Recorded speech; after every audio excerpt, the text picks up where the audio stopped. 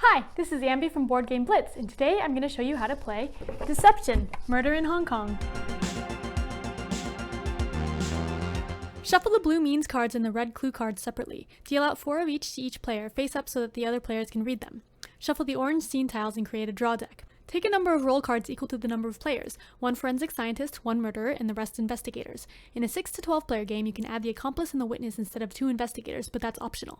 Shuffle all the roll cards and deal 1 to each player face down.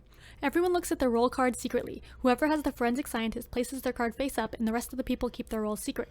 The forensic scientist discards his means and clue cards. Give each player except the forensic scientist a badge token. Give the forensic scientist the scene tiles, cause of death tile, location of crime tiles, and the 6 bullet markers. At the beginning of the game, the forensic scientist goes through a script to get the information about the murderer, telling everyone what to do with the following steps. Everyone closes their eyes. After everyone closes their eyes, the murderer and accomplice, if there is one, open their eyes. Then the murderer will point to 1 clue card and 1 means card. These are the cards that the investigators are trying to guess. The forensic scientist will silently acknowledge that they saw the cards, then everyone will close their eyes. If there is a witness, they open their eyes, and the forensic scientist points to the murderer and accomplice. After silently acknowledging that they saw, the witness closes their eyes. Then everyone opens their eyes. At the beginning of the game, the murderer will choose 1 clue card and 1 means card from their cards. The forensic scientist will know what it is, but the investigators don't know who the murderer is or what was picked. The goal of the game is for the investigators to figure out which cards the murderer picked. There are 3 rounds in the game, each consisting of an evidence collection phase and a presentation phase. In the first round, the forensic scientist will take the cause of death tile, choose one of the location of crime tiles, and draw 4 random scene tiles, placing them all face up in the middle of the table.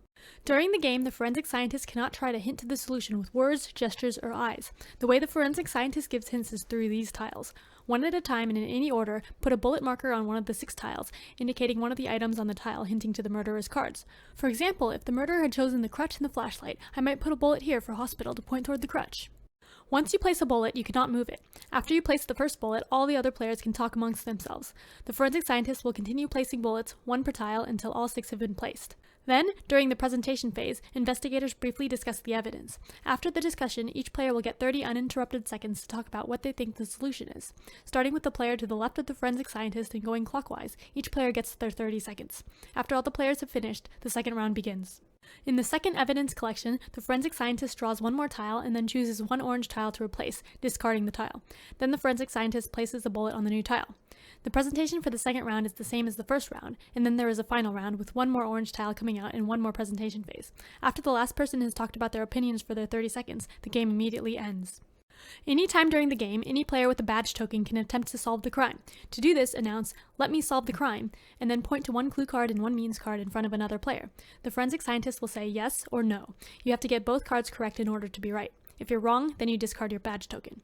If anyone correctly identifies the correct means and clue cards during the game, then the forensic scientist and investigators win. If the game ends without anyone solving the crime, then the murderer wins. In a game with the witness and accomplice, the accomplice is on the murderer's team and knows who the murderer is and what cards were chosen. The witness knows who the 2 bad people are, but not which is the murderer. If someone solves the case correctly, then the murderer and accomplice can discuss who they think the witness is. Then the murderer chooses 1 player, and if it's the witness, then the murderer and accomplice win. Otherwise, the investigators, witness, and forensic scientist win. To play with event tiles, they're shuffled into the deck of scene tiles after the first round. When an event tile is drawn, read the text aloud and follow the instructions. You can adjust the difficulty level to be easier or harder for the investigators by dealing fewer or more means and clue cards to each player. And that's how you play Deception. Check out our website for more videos, podcasts, and blogs. Thanks for watching Board Game Blitz!